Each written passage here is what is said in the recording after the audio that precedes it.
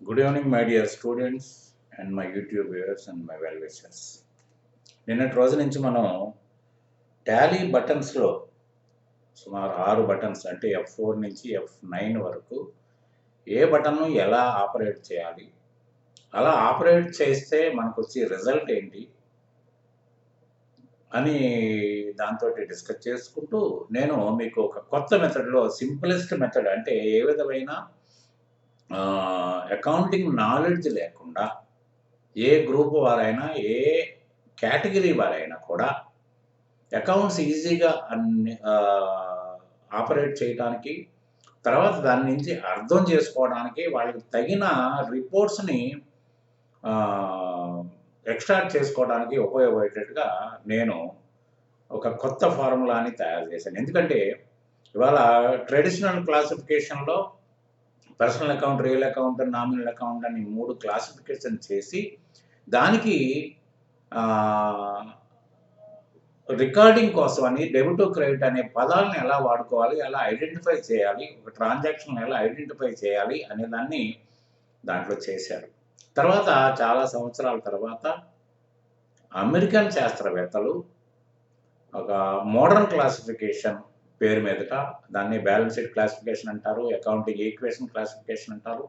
వాళ్ళని ఉన్న పాత క్లాసిఫికేషన్ ఏదైతే ఇటాలియన్ మ్యాథమెటిషియన్ 1494లో ఏదైతే క్లాసిఫికేషన్ చేశాడో అదే క్లాసిఫికేషన్కి అది ఎక్స్టెన్షన్ ఇచ్చారు తప్ప వాళ్ళు కొత్తగా క్లాసిఫికేషన్ ఏం చేయలేరు. అంటే పర్సనల్ అకౌంట్ని లయబిలిటీస్ కానీ క్యాపిటల్ కానీ విడగొట్టారు, తర్వాత రియల్ అకౌంట్ని ఎసెట్స్ కానీ ఉంచారు, తర్వాత నామినల్ అకౌంట్లో వచ్చేటప్పటికి ఎక్స్పెన్సెస్, ఇన్కమ్గా 5 కేటగిరీలు చేశారు వాళ్ళు. నానా అయితే దానికి గతంలో హిస్టారికల్ క్లాసిఫికేషన్లో 3 రకాల క్లాసిఫికేషన్ చేసి 3 రకాల రూల్స్ని ఫ్రేమ్ చేశారు. డెబిట్ అండ్ క్రెడిట్ రూల్స్ 3 రకాల రూల్స్ని ఫ్రేమ్ చేశారు. ఒకదానికి సంబంధం లేకుండా రూల్స్ ఉన్నాయి. అంటే పర్సనల్ అకౌంట్స్లో పర్సన్స్ ఉంటారు కాబట్టి రిసీవర్, గివర్ అన్నారు. రియల్ అకౌంట్స్లో ఆస్తులకు సంబంధించిన బిజినెస్ సంబంధిత ఆస్తులు కాబట్టి వచ్చేది పోయేది అనేది ప్రస్తావించారు. రెండాటికి ఒక మీనింగ్ఫుల్గా దాన్ని క్లాసిఫికేషన్ చేయటం జరిగింది. తర్వాత నామినల్ అకౌంట్స్ వచ్చేటప్పటికి కంప్లీట్ రెవెన్యూ రిలేటెడ్ అకౌంట్స్ అవి. ఎందుకంటే బిజినెస్ అనేది ఒక లాభాపేక్ష తోటి స్టార్ట్ చేసేది. ఎవరు స్టార్ట్ చేసినా, ఎందుకు స్టార్ట్ చేసినా, ఎంతతో స్టార్ట్ చేసినా కూడా అటువంటప్పుడు మరి లాభాలు గడించాలంటే ముందుగా కొంత ఖర్చు చేయాల్సి వస్తుంది. అటు మ్యానుఫ్యాక్చరింగ్ విషయంలో అంటే రా మెటీరియల్ చేసుకోవాలి, దాన్ని రా మెటీరియల్ని కన్జ్యూమ్ చేయాలి, ఒక ప్రోడక్ట్ని తయారు చేసుకోవాలి, అమ్ముకోవాలి. అట్లనే ట్రేడింగ్ ఐటమ్స్లో అయినా కూడా ట్రేడబుల్ గూడ్స్ని కొనుక్కోవాలి, తర్వాత దాన్ని అమ్ముకోవాలి. అట్లా కాంట్రాక్ట్ వ్యవహారం వచ్చేటప్పటికి కాంట్రాక్ట్ ఎగ్జిక్యూట్ చేయడానికి కావలసిన వస్తువు సామాగ్రిని చేసుకోవాలంటే సిమెంట్ కానివ్వండి, బ్రిక్స్ కానివ్వండి, శాండ్ కానివ్వండి, ఏదైనా కానివ్వండి, ఆడ కాంట్రాక్ట్కి సంబంధిత ఎగ్జిక్యూషన్కి సంబంధించిన వస్తువులు కొనాలి, దాన్ని చేయాలి. అంటే దాంట్లో ఖర్చులు అనేది సహజంగా ఉంటాయి. ఆ ఖర్చులు సహజంగా ఉన్నప్పుడు మాత్రమే ఇన్కమ్ని ఆశించగలుగుతాము. ఇన్కమ్లోంచి ఖర్చులు కనుక తీసేసినట్టయితే మీకు లాభము, ఒకవేళ కనుక ఆదాయం అనుకున్న మేరకు రాకపోతే ఖర్చులు కనుక తగ్గించలేని పొజిషన్లో ఉంటే నష్టము అనేది వస్తుంది. కాబట్టి దీంట్లో 2 డివిజన్స్ ఎలా చేశారు. ఒకటి బ్యాలెన్స్ షీట్ డివిజన్ అంటే ఏంటంటే ఫైనాన్షియల్ స్టేటస్ చెప్పడానికి ఏ విధంగా డబ్బులను సమకూర్చుకోవటం అయింది. ఆర్గనైజేషన్ అంటే అర్థం ఏంటి, ఒక అకౌంటింగ్ మేనేజర్ లాంటి వాడు ఒక పేరు పెట్టి వదిలిపెట్టేస్తే అతనికే మొత్తం బాధ్యత. అదిగో బాబు నీకు 10 లక్షలు ఇస్తున్నాము, అవసరం ఉంటే చెప్పు, నేను మళ్ళీ వేరే డబ్బులు తెచ్చిస్తాను నీకు, మరి దీన్ని జాగ్రత్తగా ఖర్చు పెట్టు, ఎప్పటికైనా సరే ఏ రోజున అడిగినా నువ్వు సమాధానం చెప్పాలి. నేను ఇచ్చిన పెట్టుబడిగా ఇచ్చిన డబ్బులు కాకుండా ఇతరత్రా వచ్చిన డబ్బులతో పాటు నాకు మొత్తం ఎంత వచ్చింది, నికరంగా ఇప్పుడు ఎంత ఉంది, నికరంగా అంటే వచ్చిన దాంట్లో కొంత తీర్చేసి ఉండొచ్చు, లోన్స్ ఉంటే కొంత తీర్చేసి ఉండొచ్చు, నికరంగా ఎంత ఉంది, మరి ఈ నికరానికి మనం చెల్లించడానికి తగిన విధంగా మన దగ్గర వనరులు ఉన్నాయా లేదా, ఉంటే ఎక్కడున్నాయి, అనే దానికి సమాధానం ఎప్పటికీ అకౌంటింగ్ మేనేజర్ ఎలా చెప్తాడో, బిజినెస్ మేనేజర్ ఎలా చెప్తాడో, అకౌంటింగ్ ఆర్గనైజేషన్ కూడా అదే స్టాటస్‌లో ఉంటుంది. అకౌంటింగ్ ఆర్గనైజేషన్ అంటే సింపుల్‌గా ఏదో ఎక్స్‌వైజెడ్ ట్రేడర్సో, రాము ట్రేడర్సో, హరి ట్రేడర్సో పెట్టడం కాదు. దానికి ఉండే బాధ్యత అది. విన్నారా? ప్రాణం లేని పేపర్ అది. ఒక టైటిల్ ప్రాణం ఉండదు దానికి. కానీ అది అన్ని మాటలు మాట్లాడగలుగుతుంది. అన్ని రకాలుగా అడ్వైజ్ చేయగలుగుతుంది. అన్ని రకాలుగా కాషన్ యాజమాన్యానికి ఇస్తుంది. సో, అంత విలువైంది. ఎందుకంటే మనం ప్రతి విషయం తెలుసుకోగలిగితేనే అసలు ఈ అకౌంట్స్ ఎందుకు నేర్చుకుంటున్నాము? దీంట్లో అంతరార్థం ఇదా? దీనివల్ల మనకి ఏం ఉపయోగం ఉంటుందని తెలుస్తుంది తప్ప, ఏదో 4 ఎంట్రీస్ పాస్ చేసేసి trial balance tallied, balance sheet tallied, profit and loss account tally అవుద్ది. ఎవరి కోసం అవుద్ది? కానీ అయినంత మాత్రాన మీకు జరిగిందేంటి? అంటే యాజమాన్యం మీకు జీతాలిచ్చి పెట్టుకుంటే, అంటే మీ దగ్గర నుంచి ఎక్స్‌పెక్ట్ చేసేది 4 ఎంట్రీస్ పాస్ చేయడానికా? ఎంట్రీస్ పాస్ చేయడానికి మీరెందుకు? నాబోటోళ్ళ దగ్గరికొస్తే ఆ ఓనర్‌కే 4 రకాల ఎంట్రీస్ నేర్పుతాను. ఆయనే మొత్తం మిగతా 4 ఎంట్రీస్ ఆయన పాస్ చేస్తే మిగతాదంతా సిస్టమే పాస్ చేస్తుంది. Then where is the need of appointing an accountant for a salary? కానీ మీ డ్యూటీ మీరు చేయాలంటే ముందు యాజమాన్యానికి కావాల్సిన అవసరాల కంటే మీ భవిష్యత్తుని పెంచుకోవడం కోసం, మీ మనుగడ కోసం మీరు నేర్చుకోవాల్సింది చాలా ఉంది. అదే నా తపన కూడా అదే. ఎందుకంటే మనకి చాలా టెర్మినాలజీలు అర్థం కాకపోయినా మనం బట్టి అయినా ముందుకెళ్ళిపోయాం. ఇవాళ బీకామ్ పాస్ అయిపోయాం, ఎంకామ్ పాస్ అయిపోయాం, సీఏలు పాస్ అయిపోయాం, ఎంబీఏలు పాస్ అయిపోయాం. కానీ క్వెషన్‌లేస్తే స్ట్రెయిట్ ఆన్సర్‌లు చాలా మంది దగ్గర లేవు అని మాత్రం ఖచ్చితంగా నేను చెప్పగలుగుతాను. ఉన్నారా? అయితే ఇవాళ దానికి కూడా ఏంటంటే without an expenditure there will be no income. If you want to earn income you have to spend something. ఇది రూల్. అంటే ఖర్చు లేకుండా ఆదాయం రాదు. ఎక్కడైనా లెక్కేసుకోండి ముందు. మీరు కొని అమ్మాల్సిందే. కొని తయారు చేయాల్సిందే వస్తువులు. కొని కాంట్రాక్ట్ ఎగ్జిక్యూట్ చేయాల్సిందే. కానీ కాంట్రాక్ట్ ఎగ్జిక్యూట్ చేసిన తర్వాత వస్తువులు కొనలేరు మీరు. సో, ముందు ఎక్స్‌పెండిచర్ ఉంటుంది. తర్వాత మాత్రమే ఇన్‌కమ్ ఉంటుంది. అది గుర్తుపెట్టుకోండి. అంటే ఈ 3 రకాలుగా వర్ణన ఇచ్చారంటే ఆ వర్ణనకి అర్థవంతంగా ఉంది. అర్థం లేకుండా ఏది లేదు. కానీ మనం రకరకాలుగా అర్థాలు మనం కష్టపడకూడదనుకున్నామో ఏంటో తెలీదు గానీ, ఏది దొరికితే అది దాన్ని చేసుకుంటా పోయాం. అసలు అకౌంటింగ్ ప్యాకేజ్ మొన్న పుట్టింది. కానీ అకౌంటింగ్ ప్యాకేజ్ కంటే ముందే మన తెలివితేటలు ఎక్కువైపోయి, మన ఇష్టం వచ్చినట్టు మనం చేసుకుంటా పోయాం. ఏదో 10, 15 ఎంట్రీలే కదా! ట్రయల్ బ్యాలెన్స్ టాలీ అవ్వకపోయినా ఏదో కొట్టేస్తే అయిపోద్ది. పక్కోడి పేపర్‌లో కూడా. తర్వాత trading profit and loss account, balance sheet. అసలు ట్రేడింగ్ అకౌంట్ యొక్క అవసరం ఏంటో ఇవాళ చెప్పగలిగిన వాళ్ళు ఎంతమందున్నారు? ప్రాఫిట్ అండ్ లాస్ అకౌంట్ యొక్క టైటిల్ యొక్క మీనింగ్ ఏంటి? ఎందుకు why the title was so ah, named? అసలు బ్యాలెన్స్ షీట్ వల్ల మనకేం తెలుస్తుంది? ఇలా బ్యాంకుకి ఒక బ్యాలెన్స్ షీట్ ఇస్తే మళ్ళీ క్రెడిట్ డిపార్ట్‌మెంట్ ఇది లేదు, అది లేదు, ఆ విధంగా పెంచండి, ఈ విధంగా పెంచండి అంటున్నారంటే, అంటే మీకు ఏ విధమైన అకౌంటింగ్ నాలెడ్జ్ లేకుండా కేవలం నామ్స్ ఆధారంగా చేసుకొని, మీకు బ్యాంక్ అతను మీకు క్వెర్రీ చేస్తున్నాడు. ఇన్‌కమ్ టాక్స్ డిపార్ట్‌మెంట్ మిమ్మల్ని స్క్రూటినీ చేసి మిమ్మల్ని తప్పు అని అంటున్నారు.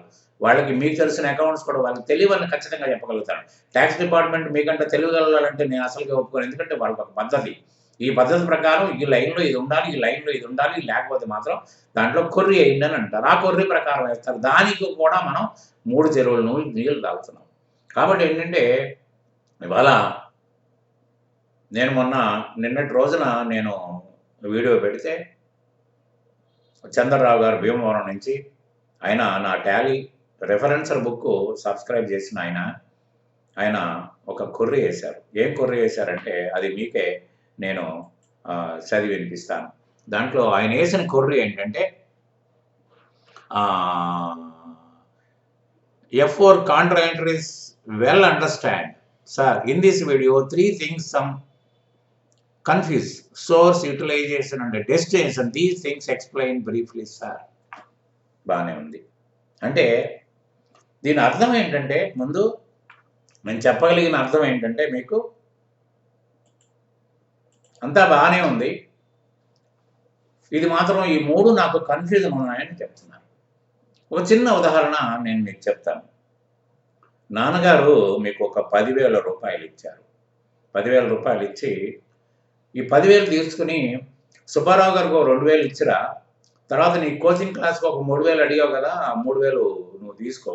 ఆయన సార్కి ఒక 3000 ఇచ్చేసి తర్వాత అమ్మేదో అడిగింది ఆ 2000 రూపాయలు ఆ షాప్లో కట్టేసిరా అని అన్నారు. అయితే 2, 3, 5, 2, 7 సాయంకాలం వచ్చిన తర్వాత నాన్నగారు అడిగారు, బాబు నీకు 10,000 ఇచ్చాను కదా, మరి 10,000 ఏ విధంగా నువ్వు ఖర్చు పెట్టావంటే, నాన్న మీరు చెప్పినట్టుగా అటు ఒక 3,000 ఇటు 2,000 ఇటు 2,000 ఖర్చు పెట్టాను నాన్న. మరి నాన్న అడక్క ముందే ఇగో మా నాన్న మిగిలిన 3,000 రూపాయలు ఏం చేయమంటారు అని అడుగుతారు.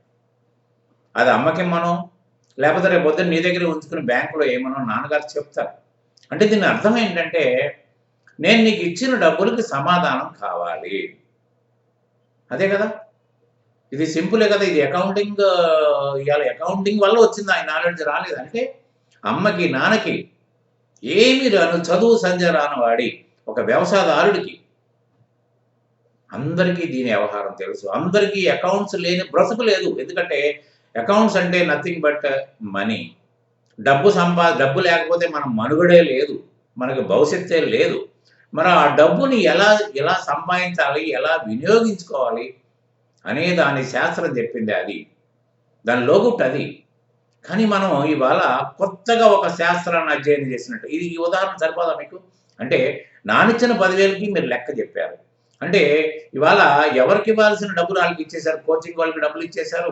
తర్వాత నా అమ్మ తరపున డబ్బులు ఇచ్చేశారు, మీ తరపున డబ్బులు ఇచ్చేశారు, ఎవరు నాన్న చెప్పిన డబ్బులు ఇచ్చేశారు, ఇంకో 3,000 ఉన్నాయి. అంటే ఇక్కడ జరిగింది ఏంటి మీకు?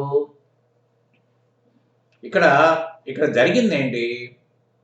ఇవ్వంగా మిగిలిన డబ్బులు అవి. అంటే వరుసగా ఒక లెక్క రాసి అక్కడ 3,000, 2,000 అంటే దానికి ఉదాహరణ సరిపోయింది. అంటే డబుల్ ఎంట్రీ సిస్టమ్ అనే డెఫినేషన్ని మనం కంఠస్థపడుతున్నాం. కానీ డబుల్ ఎంట్రీ సిస్టమ్ అంటే ఏంటి? డబ్బు రాకడా పోకడా, ఎలా వచ్చిందో చెప్పాలి, ఎలా పోయిందో చెప్పాలి, పోంగా మిగిలింది ఎలా ఉందో చెప్పాలి. అంతేగా దీనిలో అర్థం. అదేగా, అంతకు మించి ఇంకేముంటుంది? దాన్ని అకౌంటింగ్ ఈక్వేషన్ రూపంలో నేను మీకు చెప్తాను. లయబిలిటీసు, అసెట్స్, అంటే అకౌంటింగ్ ఈక్వేషన్లోని బ్యాలెన్స్ షీట్ అని రాశాను. లయబిలిటీసు ఒక సైడ్ ఉంటుంది, అసెట్స్ ఒక సైడ్ ఉంటుంది. అంటే మీకు లయబిలిటీస్ అంటే ఏంటి? ఆబ్లిగేషన్స్, బాధ్యత. ఎవరికి బాధ్యత ఇది? ఆర్గనైజేషన్ యొక్క బాధ్యత. ఆర్గనైజేషన్కి డబ్బులు వచ్చినాయి, ముందుగా పెట్టుబడి ద్వారా వచ్చినాయి. ఆ పెట్టుబడిలో వచ్చి కొన్ని ఫిక్స్డ్ అసెట్స్, ఇన్వెస్ట్మెంట్స్, డిపాజిట్లు అవి చేశారు. మిగిలిన డబ్బులు ఎప్పుడు అడిగినా సమాధానం చెప్పడానికి ఉంటారు. తర్వాత during the course of business some loans were taken from various sources and some suppliers goods were taken on credit and the amount is still due 3 lakhs. తర్వాత some amounts were collected on behalf of the government, that is GST and TDS, and the outstanding payments, that is this is salaries, rents, interest, PF, ESI, ఇవన్నీ కూడా మనకి ఇవ్వాలి. అంటే ఈ నెలంతా వాళ్ళ దగ్గర నుంచి పని ఎలా తీసుకుని ఈ డబ్బులు నెక్స్ట్ మంత్ మనకి ఇస్తాం. అంటే మీ బిజినెస్కి ఉపయోగపడడానికి ఏం కారకులైనవి? క్యాపిటల్, లోన్స్, క్రెడిటార్సు, తర్వాత డ్యూటీస్ అండ్ ట్యాక్సెస్, అంటే గవర్నమెంట్ కొరకు వసూలు చేసిన డబ్బులు, డ్యూటీస్ అండ్ ట్యాక్సెస్ ఉండేవి. తర్వాత అవుట్ స్టాండింగ్ పేమెంట్స్ మనం తీసుకున్న సర్వీసెస్కి. అంటే మొత్తం లయబిలిటీస్ అంటే సోర్సెస్. అంటే ఈ ఆర్గనైజేషన్లోకి ముందు కానీ రన్నింగ్లో కానీ ఎలా డబ్బులు వచ్చి చేరినాయి అనేది దీని సారాంశం. దానికి మీరు ఎప్పుడైనా సరే ఏ క్షణంలో అయినా కూడా ఈ ఆర్గనైజేషన్ మేనేజర్కి ఉన్న రెస్పాన్సిబిలిటీ ఏంటంటే ఎవరి డబ్బులు వాళ్ళకి ఇచ్చేద్దామయ్యా, మన వ్యాపారం క్లోజ్ చేద్దాం అని ఒక యజమాని అడిగాడు అనుకోండి.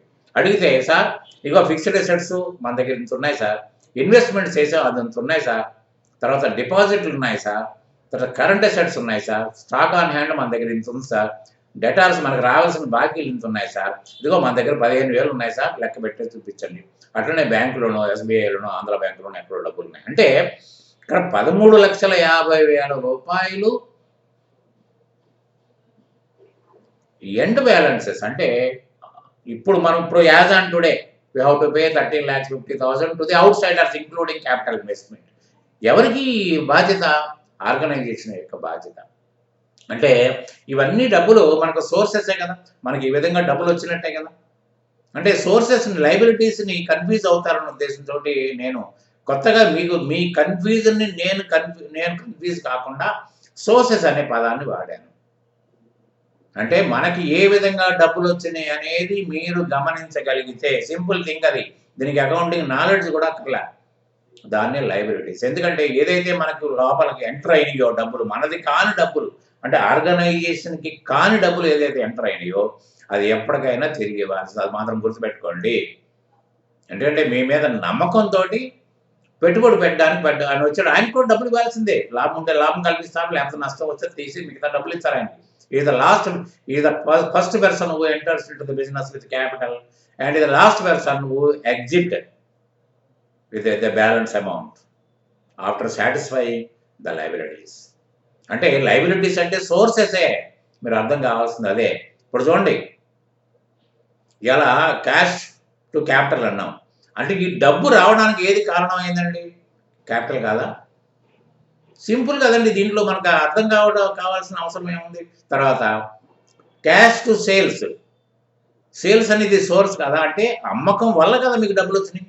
అమ్మకం లేకపోతే డబ్బులు ఎలా వస్తాయి? తర్వాత క్యాష్ టు సండీ డెటార్స్, అంటే ఇవ్వాల్సిన వాళ్ళు ఇచ్చే కదా మీకు వచ్చింది. అంటే ఏ విధంగా డబ్బులు from where you got the amount, from where you got the amount. ఇది చాలా సింపుల్ అండి. దీంట్లో కూడా కన్ఫ్యూజ్ అయితే మీరు అకౌంట్స్ ఏమి నేర్చుకున్నా ఉపయోగం లేదు. ఒక బ్యాలెన్స్ షీట్ చేసినంత మాత్రాన మీరు గొప్పవాళ్ళు గారు, ఇన్కమ్ స్టేట్మెంట్ చేసినంత మాత్రాన గొప్పవాళ్ళు గారు. You must be in a position to explain to A layman even. ఏమి చదువు సంధ్య లేనివాడు, అమ్మకైనా నాన్నకైనా మీ మిత్రులకైనా ఎక్స్ప్లెయిన్ చేయగలిగిన సత్తా ఉండగలిగిన వాళ్ళకే మీరు అకౌంటెంట్గా పిలిపించుకోవడానికి అర్హత ఉంటుంది.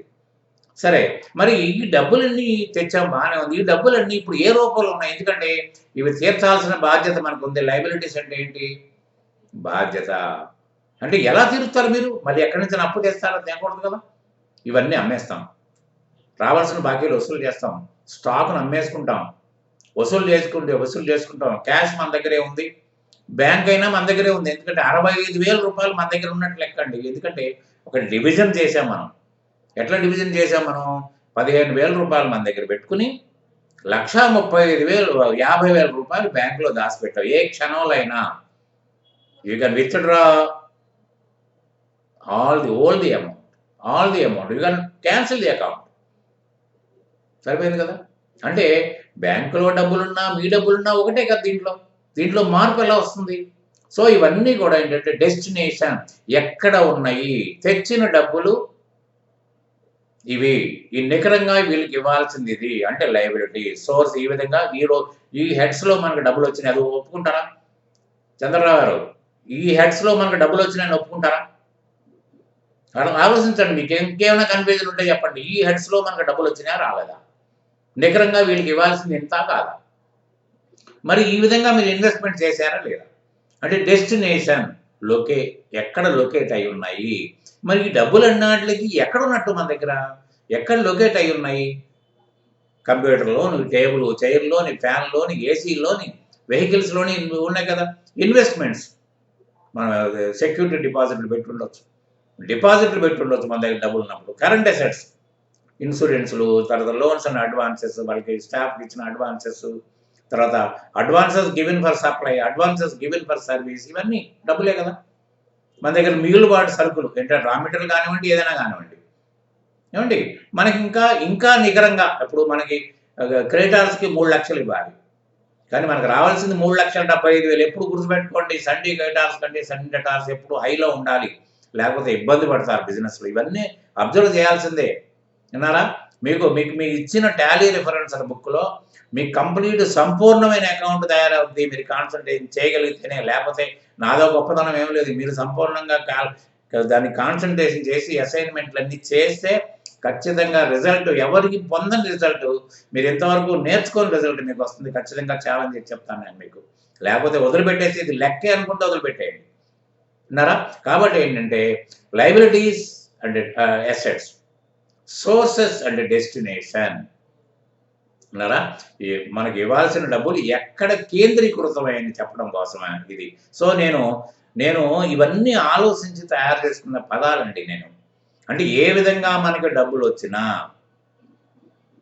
ఆ 'టు' అనే పదానికి కూడా అర్థం సోర్స్ అనే అర్థం. ఎప్పుడైనా సరే టూ ఉంటది. Cash to capital, cash to sales, cash to collections, cash to loans అన్నీ 2నే కదా! 2 అంటే సోర్సేనండి. మీనింగ్‌లెస్ అని మాట్లాడుతున్న వాళ్ళు చాలా మహానుభావులున్నారు. 2కి అర్థమేం లేదు. 2 పెట్టకపోయినా నష్టమేమి లేదు. ఇది వాళ్ళు వాగేది. కానీ 2కి ఒక అర్థం ఉంది. నేను రీసెర్చ్ చేసి చెప్తున్నాను నేను. 2కి అర్థం ఉంది. మీరే ఆలోచించుకోవచ్చు. అర్థం ఉందా? అర్థం లేని దానిది. అయిపోయింది కదా! సో, అంటే మనం ఇవ్వాల్సిన డబ్బులు ఎక్కడ ఉన్నాయనేది గనక ఒక్కసారి మాట్లాడగలిగితే అవన్నీ మీకు సరిపోతాయండి. కాబట్టి ఏంటంటే తర్వాత ఇప్పుడు funds received are nothing but the organisations liabilities. The amounts noted in the destination side are to discharge the final applications of the firm. ఈ డబ్బులు ఎందుకున్నాయండి? ఇవన్నీ మనకు అందుబాటులో అంటే మనం డిపాజిట్లు పెట్టినవి కూడా మన దగ్గర లేవు. కానీ మనం అవి తిరిగి తెచ్చుకోవచ్చు. రెంటల్ అడ్వాన్స్ ఇచ్చాం తిరిగి తెచ్చుకోవచ్చు. విన్నారా? తర్వాత security deposit get the licence తిరిగి తెచ్చుకోవచ్చు. ఎఫ్‌డిఆర్‌లు చేసాం తిరిగి క్యాన్సిల్ చేసి తెచ్చుకోవచ్చు. ఇవన్నీ కూడా to only those were put aside only to discharge the liabilities of the organization of the firm అన్నానంటే ఫర్మ్ అంటే అర్థం ఏంటంటే పార్ట్నర్‌షిప్ అనే కాదు. ఆర్గనైజేషన్ అనే దానికి అర్థం కూడా మరి కొంతమంది ఇది కూడా ఆక్షేపిస్తారు.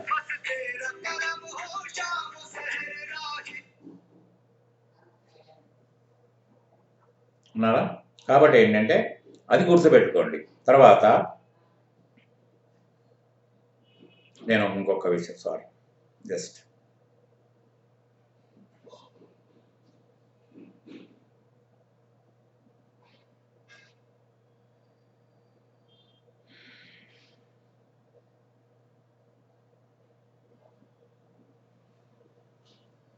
తర్వాత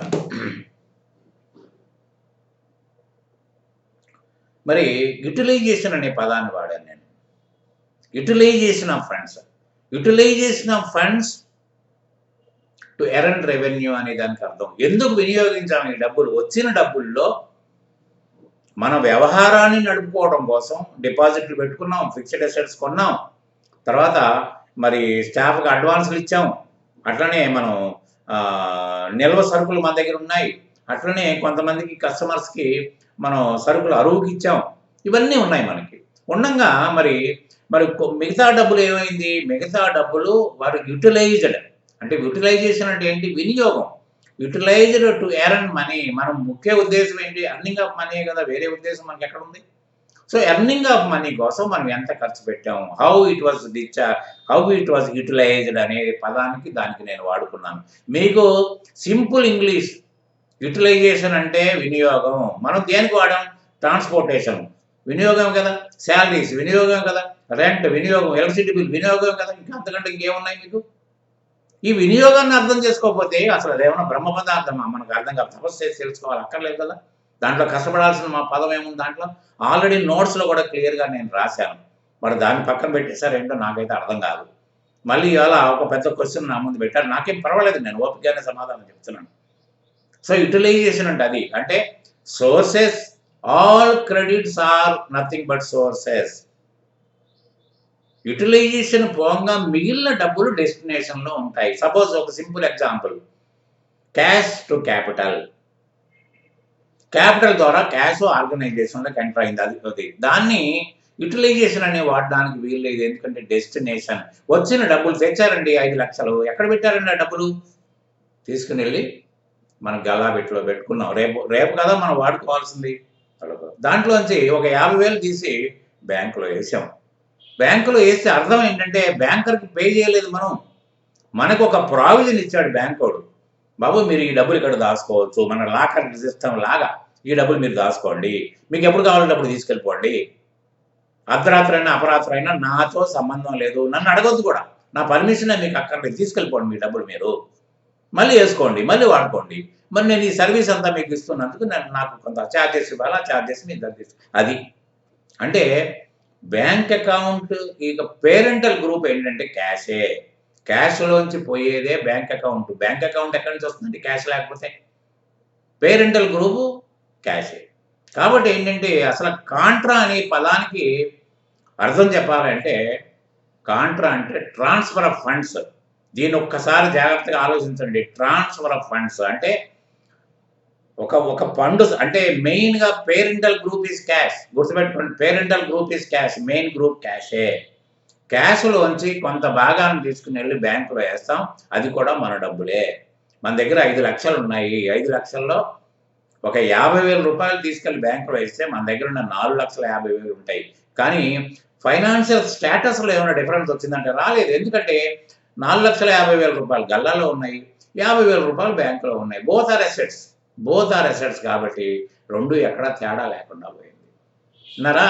దీంట్లో ఇంకొక మీకు దీని గురించి పూర్తిగా నేను చెప్పే ముందు నేను మీకు ఇంకొక ఆన్సర్ చేస్తాను. ఎటువంటి ఆన్సర్ అంటే ఈయన బాబురావు గారని ఆయన ఒక క్వశ్చన్ వేశారు. ఏంటంటే F4 అనేది ఓన్లీ బ్యాంకులోంచి డబ్బులు డిపాజిట్ చేయడానికి, బ్యాంకులోంచి డబ్బులు తీయడానికి తప్ప దేనికి పనికిరాదు.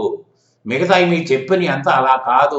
F5 అంటే పేమెంట్ చేస్తే F5 అంటే పెట్టి క్యాష్‌కి పేమెంట్ చేసినా, ఇంట్రెస్ట్ క్యాష్‌కి పేమెంట్ చేసినా, బ్రాంచ్‌కి పే చేసిన F5 మళ్ళీ అక్కడి నుంచి డబ్బులు తీసుకున్నట్టయితే F6 తర్వాత బ్యాంక్ టు బ్యాంక్ ట్రాన్స్ఫర్ చేస్తే F7 వాడాలి తప్ప ఇలా వాడడానికి వీల్లేదు అని ఆయన దానికి సమాధానం చెప్పారు. మరి ఆయన ఎక్కడ నేర్చుకున్నారో అయితే నాకైతే తెలీదు. ఎందుకంటే అసలు అర్థవంతంగా ఏంటంటే కాంట్రా అంటే ట్రాన్స్ఫర్ ఆఫ్ ఫండ్ అంటే దాని అర్థం ఏంటి? పేరెంటల్ గ్రూప్ ఎక్కడ డిస్టర్బ్ కాదు, ఫైనాన్షియల్ స్టేటస్ ఎక్కడ డిస్టర్బ్ కాదు, దాన్ని అంటాం. ఎందుకంటే ఒక క్యాషియర్కి ఒక పెట్టి క్యాషియర్కి డబ్బులు ఇచ్చాం. డబ్బులు ఇస్తే ఆయన ఎప్పటికైనా సమాధానం చెప్పాలి. ఆ డబ్బులు మనయే. బాబు నీ దగ్గర ఒక 5,000 ఇస్తున్నాం, ఇది నువ్వు దగ్గర పెట్టుకో. పద్దాకా నా దగ్గరికి వచ్చి సార్ ఛాయ్‌కి డబ్బులు ఇస్తారా, A4 పేపర్ తెచ్చుకోవాలి డబ్బులు ఇస్తారా అని నన్ను అడక్కరా బాబు. ఈ 5,000 నీ దగ్గర పెట్టుకో. పెట్టుకుని నాకు ఈ నెలంతా ఖర్చు పెట్టు. ఖర్చు పెట్టిన తర్వాత ఈ నెల తర్వాత నువ్వు నాకు లెక్కలు చూపిస్తే నేను లెక్కలు వెరిఫై చేసి ఎంతైతే ఖర్చు పెట్టావో అన్ని డబ్బులు మళ్ళీ నీకు తిరిగి ఇస్తా. అంటే మళ్ళీ నెల మిగిలిన కూడా నీ దగ్గర ముందు ఇచ్చిన డబ్బులే మళ్ళీ తిరిగి తయారవుతాయి. అంటే అర్థం ఏంటి? డబ్బులు మనయే. 2 బాక్సులు పెట్టుకున్నాం. అప్పుడు ఒకటి బ్యాంక్ బాక్సు, రెండోది క్యాష్ బాక్సు. అంటే బ్యాంకులో వేసిన డబ్బులు మన దగ్గర ఉన్న డబ్బులు ఒకటే అయినప్పుడు మరి పెట్టి క్యాషియర్‌కి ఇచ్చిన డబ్బులు ఒకటి ఎందుకు కావు? అంటే మూడో బాక్స్ అది. అంటే మన దగ్గర డబ్బులు ఎన్ని ఉన్నాయి? 5,00,000. 5,00,000లో రూ. 50,000 బ్యాంకులో ఉన్నాయి.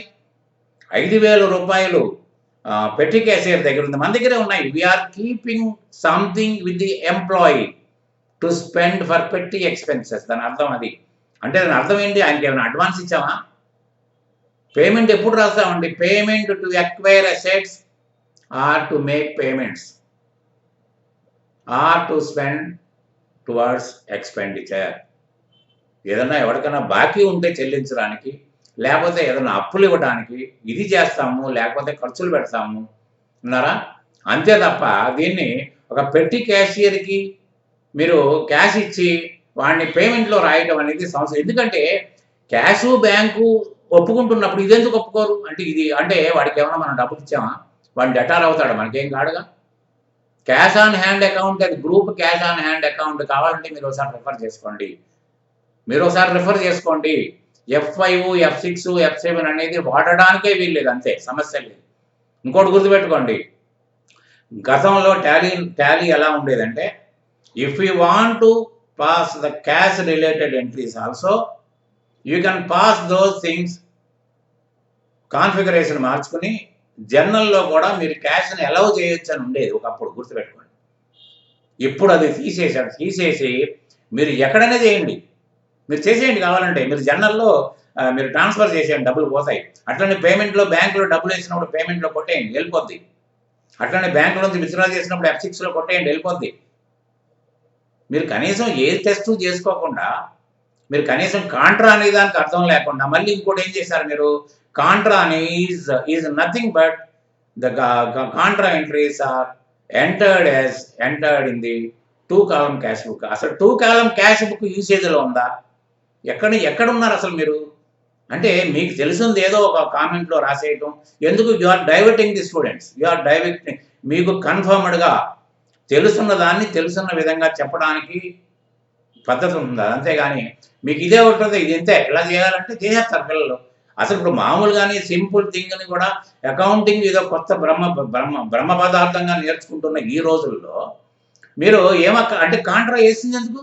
అసలు కాంట్రా వాడక్కలేదు. మీకు గుర్తుపెట్టుకోండి, పేమెంట్లో కొట్టండి, బ్యాంకులో పేమెంట్లో కొట్టండి, తీసుకుంటుందో తీసుకోవాలో చూద్దాం, రెసిప్ట్లో కొట్టండి, విత్డ్రా చేస్తే తీసుకుంటుందో తీసుకోవాలో చూద్దాం.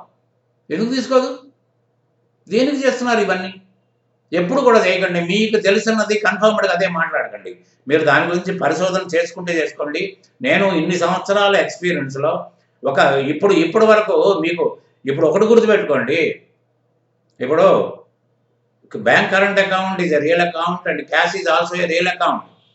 కానీ ఎక్కడ ఎంట్రీస్ పాస్ చేసినా, బుక్లో పాస్ చేసినా, ఆన్లైన్లో క్లాసెస్ పాస్ చేసినా, వీడియోల్లో ఉన్నది ఏముంటుంది మీకు banker is the personal account అంటారు. బ్యాంకరీ అంటే డెబిట్ చేస్తే అయిపోద్ది. ఎందుకంటే మన ప్రారంభం ఏంటంటే ఇదివరకట్లా కష్టం ఇవ్వాలి, అకౌంటింగ్ ప్యాకేజీలో లేదు, అది డెబిట్ చేస్తే వెళ్ళిపోద్ది అంతే. కాబట్టి డెబిట్ చేస్తే అయిపోద్ది. కానీ నిజంగా డెబిట్ అది పర్సనల్ అకౌంటా? వాడు మనకేమైనా బాక్యా? లేదా ఆ డబ్బులు తీసుకోవడానికి పర్మిషన్ కావాలా? అది చెప్పా చేయకుండా మన డబ్బులు మనం తెచ్చేసుకోవచ్చు. దొంగతనంగా కాదు, రాజబాటలో మన డబ్బులు మనం తెచ్చుకోవచ్చు. అది personal account is not the receiver from our concern. We are keeping in a separate box, taking from the main box. Parental account అంటారు దీన్ని, పేరెంటల్ అకౌంట్. అది గుర్తుపెట్టుకోండి, పేరెంటల్ అకౌంట్లోంచే డివిజన్లోకి వెళ్తాను తప్ప అంతమించి ఇంకేం కాదు. దీనివల్ల ఎఫెక్ట్ లేదు. ఎందుకు ఆలోచించరు? ఎఫెక్ట్ లేదు, మీకు ఎఫెక్ట్ లేని అకౌంట్. అంతేగాని మీరు ఎఫ్ఐలు తీసేసుకోండి. అలా లేకపోతే పర్చేజ్ సేల్ మాత్రం ఆప్షన్స్ ఎందుకండి? జనరల్లో పాస్ చేసేయండి, నాన్ క్యాషే కదా అది కూడా, దాంట్లో క్యాష్ కనపడదుగా, మీరు దాంట్లో కొట్టేయండి, తీసుకుంటుంది అది. కానీ మీ రిజల్ట్లో తేడా వస్తుంది. ఎందుకంటే సేల్స్ రిజిస్టర్ మీకు ఎగ్జిబిట్ కాదు, పర్చేజ్ రిజిస్టర్ ఎగ్జిబిట్ కాదు. మరి కనీసం ఏమి ఆలోచించకుండా ఇలా ఉంటుంది, పాస్ చేయక్కర్లేదు అంటే అటువంటిప్పుడు మీరు కూడా ఒక వీడియో పెట్టండి, హ్యాపీగా అందరికీ ఎడ్యుకేట్ చేయండి. ఎందుకంటే వీళ్ళందరూ చాలా ఇబ్బంది పడుతున్నారు టాలీ నేర్చుకోవడానికి, కానీ అకౌంట్స్ రాక చాలా ఇబ్బందులు పడుతున్నారు. మీరు నేర్పండి, మోస్ట్ వెల్కమ్. అంతేగాని అనవసరంగా తర్వాత అంతకుముందు ఒకసారి శాలరీస్ పేయబుల్ అంటే ఇది ఎక్కడా ఉండదు, ఇయర్ ఎండింగ్ నాడు అంటే మేము ప్రాక్టీస్ చేసుకోవడం. మేము అంటే మాకు తెలియని ఇది, మేము ఇన్ని సంవత్సరాల అనుభవంలో మిస్గైడ్ అనేది నా దగ్గర ఉండదు. నేను తప్పు ఉంటే ఖచ్చితంగా తలదించుకుంటాను నేను. అది ఎక్కడా ఉండదంటే మీకు తెలియకపోతే ఇంకా ప్రపంచంలో ఎవరికి తెలియదా? ఖచ్చితంగా దయచేసి బాబురావు తెలుసున్నదే మాట్లాడండి. ఇలా అనుకుంటున్నానన్నా మాట్లాడొద్దు, లేకపోతే ఇలా అవుతుందా అని అడగండి, దానికి వేరే అర్థం ఉంటుంది. అంతే తప్ప ఇలాగే వాడాలి అంటే ఎక్కడ రూల్ ఇదంతా? అంటే అకౌంటింగ్ ప్యాకేజ్ వల్ల ఇవాళ బేసిక్ అకౌంటెన్సీకి దూరం అయిపోయారు students. Because of accounting package. ఏం అక్కర్లేదు, టాలీ కొనుక్కుంటే చాలు, తగ్గడానికి 4 టికెట్ కొట్టుకుంటే అదే పాస్ అయిపోతుంది, అదే బ్యాలెన్స్ షీట్ చేస్తున్నారు. దానివల్లే బేసిక్ అకౌంటెన్సీలో పూర్ అయిపోయింది ఇవాళ. కాబట్టి ఏంటంటే కనీసం నేను నా రిఫరెన్షియల్ బుక్ ఛాలెంజ్ చేసి చెప్తున్నాను. నేను the first book in India, ఒకటే ప్రాబ్లం తీసుకుని కంప్లీట్ ఫైనలైజేషన్ వరకు, డిస్కషన్ వరకు తీసుకెళ్ళిన book, first book in India. I'm challenging. దీనివల్ల అకౌంట్స్ మాకు రావు, ఇదంతా ఇది అసలు చెత్త అని ఎవరైనా ఛాలెంజ్ చేస్తే నేను ఎక్కడంటే అక్కడ నిలబడతాను. దేనికంటే దానికి ఆ పనిష్మెంట్ కూడా నేను అంగీకరిస్తాను. ఏమీ చేయకుండా, ఏమీ కనీసం ఇచ్చింది కూడా చదవకుండా, ఇచ్చిన అసైన్మెంట్లు కూడా చేయకుండా అడగండి, తప్పలేదు. 100 సార్లు అడగండి, 100 సార్లు ఓపికగానే సమాధానం చెప్తాను. ఇచ్చింది కనీసం దాంట్లో ఉన్న మెటీరియల్ చదివితే అసలు ఎందుకు రాశారు మాస్టారు అని. ఇవాళ మోడర్న్ క్లాసిఫికేషన్లో కన్ఫ్యూజన్ ఉన్నాయి, ఇదంతా కన్ఫ్యూజన్ ఉన్నాయి. ఆ కన్ఫ్యూజన్ కూడా దాటేసేసి అది చెప్పడానికి బాధో లేకపోతే అర్థం కాకపోతే తెలియదు. ఇప్పుడు రియల్ అకౌంట్ ఏంటి? Debit what comes in, credit what goes out. అదే బ్యాంక్ అకౌంట్లో రియల్ అకౌంట్ అని ఎందుకు అంటున్నారంటే debit what comes in confusion ఉంది. వాట్ గోస్ అవుట్ అనేది క్యాష్ ఈజ్ గోయింగ్ అవుట్ కాబట్టి రాస్తున్నారు. కానీ వాట్ ఈజ్ కమింగ్ ఇన్ అనేది కన్ఫ్యూజన్ ఉంది. ఎందుకంటే ఏం రావట్లేదు కదా, మన దగ్గర నుంచే పోతుంది, ఏం రావట్లేదు. కాబట్టి దాన్ని రిసీవర్ అంటే సరిపోయా?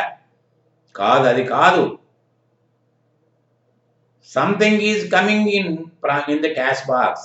ఎక్కడికి వెళ్తాం? Cash box in the bank box. అంటే క్యాష్ బాక్స్లోంచి బ్యాంక్ బాక్స్లోకి వస్తుంది, అది ఇన్కమింగ్ కాదా? ఆ బ్యాంక్ బాక్స్ ఎవరిది? ఆర్గనైజేషన్ది కాదా? ఆర్గనైజేషన్ బుట్లోనే పడుతుంది. మరి దాన్ని కనీసం మీనింగ్ చెప్పడం మానేసేసి టూకి అర్థం లేదంటారు, కాంట్రా అనే దానికి పర్సనల్ అకౌంట్ అంటారు. పర్సనల్ అకౌంట్ అంటే అర్థం ఏంటి? వాడికి ఏమైనా డబ్బులు అప్పించినామా? బ్యాంక్ వాడికి అప్పించినామా? వాడిని ఏమైనా బతిమలాడదామా? డబ్బులు మనకి, మన డబ్బులకి ఫుల్ యాక్సెస్ ఎక్కడ ఉందో పెట్టి క్యాషియర్ డబ్బులు ఇస్తాం. పెట్టి క్యాషియర్ డబ్బులు మనం తీసేసుకోలేమా? వద్దులేరా బాబు నువ్వు ఖర్చు పెట్టద్దు అంటే ఉన్న డబ్బులు యాజ్ ఇట్ ఈస్గా ఇవ్వాలి వాడు. అట్లనే ఇంప్రెస్డ్ క్యాష్ వర్కింగ్ సైట్లో డబ్బులు ఇస్తాం, యాజ్ ఇట్ ఈస్గా మన డబ్బులే. అంటే మనం అక్కడ ఖర్చు పెట్టడానికి we are keeping something with the working site supervisor or cashier. అన్నంత మాత్రాన వాడికి డబ్బులు ఇచ్చినట్ట? వాడు ఎప్పుడైనా సమాధానం చెప్పాల్సిందే. ఒక మేనేజర్ ఎలా సమాధానం చెప్తాడో మన హెడ్ ఆఫీసులో ఉన్న క్యాషియర్ ఎలా సమాధానం చెప్తాడు, అందరూ సమాధానం చెప్పాల్సిందే. కాబట్టి ఏంటంటే దీంట్లో ఏ విధమైన తప్పు దోషం లేదు. మీ ఇష్టం, మీరు చేసుకుంటే చేసుకోండి, ఎఫ్సేపు ఏదైనా చేసుకోండి, దానికి సంబంధం లేదు. నేను చెప్పాల్సిన బాధ్యత. కాబట్టి కాంట్రాక్ట్ అర్థం తెలియకపోతే అసలు వాడుకలో లేని టూ ఫోల్డ్ క్యాష్ బుక్ అంటే అసలు వాడుకలోనే లేదు. అసలు ఆ క్యాష్ బుక్ అవసరమే లేదు. ఇవాళ సిలబస్ ఉండిపోయింది అంతే. ఎవరు చెప్పాలని పడుతున్నారు, దాన్ని తీసుకొచ్చి దాంట్లోనే వేస్తారు. మిగతా దాంట్లో పడ్డారు. మీరు ఏమి నేర్చుకున్నట్టు అకౌంట్స్లో ఏ విధమైన నాలెడ్జ్ మీరు గెయిన్ చేశారు? ఏ నాలెడ్జ్ని మీరు స్టూడెంట్స్కి ఇవ్వడానికి సిద్ధపడ్డారు? మీరు ఒక వాల్యుబుల్ కామెంట్ చేయండి, అది మిగతా వాళ్ళకి ఉపయోగపడుతుంది, మీకు కూడా గౌరవం ఉంటుంది. అంతే తప్ప ఏది పడితే అది రాసి ఇలా రాయకూడదు, అలాగే రాయాలి అంటే ఎక్కడ చేస్తాను ఇదంతా? ఛాలెంజ్ మరి, దేనికైనా ఛాలెంజ్. మరి నేను నిలబడగలుగుతాను దేనికైనా ఛాలెంజ్. ఎందుకంటే నేను నమ్మిన సిద్ధాంతాన్ని నేను ఎట్లయినా నిరూపించుకోగలుగుతాను. అంతేగాని మొండివాదంతో నేను ఖచ్చితంగా నిరూపించుకుంటాను. నేను ఎలా సోర్సెస్, యూటిలైజేషన్, డెస్టినేషన్ అని నేను పాయింట్అవుట్ చేశానంటే ఇక్కడ వరకు ఇంతవరకు ఎక్కడ గూగుల్లో మీరు సెర్చ్ చేసిన దొరకని 3 వర్డ్స్ అవి. ఎవరు పడితే వాళ్ళు అకౌంట్ చేయొచ్చు అనే సిద్ధాంతాన్ని పాటించేసిన దానికి కూడా అర్థం చేసుకోకపోతే ఎవడేం చేయగలుగుతాడు? ఎవడేం చేయలేడు. మీరు ఖచ్చితంగా గనక మీరు పాటించి నా టాలీ రిఫరెన్సర్ బుక్ను కనుక మీరు ఫాలో అయితే అతి తక్కువ ప్రైసింగ్ తోటి మీరు డెఫినెట్గా ఒక సీనియర్ అకౌంటెంట్ అయిపోగలుగుతారు. దాంట్లో జిఎస్టీ ఎంట్రీస్ గురించి మాట్లాడాను, టీడీఎస్ గురించి మాట్లాడాను, పీటీ గురించి మాట్లాడాను, పిఎఫ్ గురించి మాట్లాడాను. ఇంకేం మాట్లాడాలి? దాంట్లో అన్ని రకాల ఎంట్రీస్ మాట్లాడాను నేను. దాన్ని తెలుసుకుంటే చాలు, ఏ విధమైన అక్కర్లేదు మీకు. అంతే తప్ప ఏదో కొనుక్కున్నాం, చదువుకున్నాం అనుకుంటే ఏది కాదు. కాబట్టి ఏంటంటే దయచేసి కాన్సన్ట్రేషన్ చేయండి. పర్సనల్ క్వశ్చన్ కాదు, మీరు ఖచ్చితంగా పాటించగలిగితే దాని విలువ నాకు ఉంటుంది, మీకు ఉంటుంది. పాటించలేకపోతే ఎవరికి ఉండదు. అలానే మిమ్మల్ని క్వశ్చన్లు వేద్దని నన్ను ఎన్ని క్వశ్చన్లు వేసినా ఆన్సర్ చేస్తాను, నాకు ఆ ఓపిక ఉంది, ఖచ్చితంగా ఆన్సర్ చేస్తాను. కానీ క్వశ్చన్ వేసే ముందు దీనికి సంబంధించింది ఏమన్నా ఈ నోట్స్లో ఉందా? ఈ నోట్స్లో చదివినా కూడా మనకు అర్థం కాలేదా? చూడండి, ఒకసారి ట్రై చేస్తే తప్పేం లేదు కదా. దానివల్ల ఏంటంటే మనకు యాక్చువల్గా ఏం చేయాలి? ఇంకొక బటన్ చెప్పాలి. ఇంకొక బటన్ ఏంటి? Next button payments button. Payments బటన్లో దాదాపు ఒక 20 ఎంట్రీలు చెప్పాలి. Different entries. ఇంతవరకు మీరు చూడని ఎంట్రీస్ నేను చెప్పడానికి సిద్ధపడి కూడా నేను చెప్పలేకపోతున్నాను. ఎందుకంటే ఇదే పెద్ద కాంట్రవర్సీ అయిపోయింది. కాబట్టి దయచేసి క్వశ్చన్లు వేయండి. మీరు కామెంట్లు చేస్తేనే మీరు డెవలప్ కాగలుగుతారు. కామెంట్లు చేస్తేనే కూడా నా సత్తా కూడా బయటకు వస్తుంది. కాబట్టి I am always welcoming my students to make comments on any issue regarding the subject. అంతేగాని ఇలా పాఠం చదువుతూ ఉంటే వేరే క్వశ్చన్లు వేస్తే దానికి రిలేటెడ్ కాకపోతే నేనేం చేయలేను. కాబట్టి ఏదైతే మీ దగ్గర మెటీరియల్ రెడీగా ఉందో, ఏదైతే నేను చెప్తున్నానో దానికి సిద్ధంగా చేయండి. దానికి ఆన్సర్ చేయడానికి ఆల్వేజ్ రెడీ. నేను ఎక్కడ కూడా దాన్ని ఎట్టి పరిస్థితుల్లో డీవియేట్ కాను, తప్పించుకోను, కోప్పడను కూడా. కోప్పడడం ఇవాళ కోపంతో మాట్లాడతానంటే మీకు మీరు తెలుసుకోవాలనే బాధ తప్ప మీరు క్వశ్చన్ వేశారు నేను సమాధానం చెప్పాలని అంటలేదు. సమాధానం చెప్పాను కదా. యూటిలైజేషన్, డెస్టినేషన్ గురించి సమాధానం చెప్పాను. Simple thing. మమ్మల్ని కామన్ సెన్స్ అప్లై చేస్తే వచ్చేసి ఎవరు పడితే వాళ్ళ అకౌంట్స్ గురించి తెలుసు. మనం రోజు అనుభవిస్తున్నాం దాంతో. అట్లనే కాంట్రా అంటే ట్రాన్స్ఫర్ ఆఫ్ ఫండ్ అని చెప్తున్నాను. నిన్న కూడా చెప్పాను ట్రాన్స్ఫర్ ఆఫ్ ఫండ్ అని. ట్రాన్స్ఫర్ ఆఫ్ ఫండ్ అంటే ఎప్పుడైతే మీరు డబ్బుని పక్కన పంపిస్తారో దాని ఎఫెక్ట్ ఏమాత్రం ఉండకపోతే అది కాంట్రా కింద లెక్క. పెట్టి క్యాష్కి ఇవ్వటం వల్ల క్యాష్ని తీసుకెళ్ళి ఇంకో బాక్స్లో వేసాము. ఇంప్రెస్ క్యాష్ ఇవ్వడం వల్ల క్యాష్ని ఇంకో బాక్స్లో వేసాం. ఈ బాక్సులన్నీ కలిపితే మన క్యాషే. క్యాష్ ఆన్ హ్యాండ్ అంటే ఇవన్నీ. Cash account means cash at office and cash at bank అని అర్థం. అది పూర్తిగా తెలుసుకోండి. Cash at bank. అందుకనే మీకు దాని అర్థం అది అంతే తప్ప వేరే అర్థాలు ఉండవు. కాబట్టి you be cautious and study carefully and ask as many questions as you can. But before putting a question, you please go through if you can trace any explanation regarding that. Thank you very much.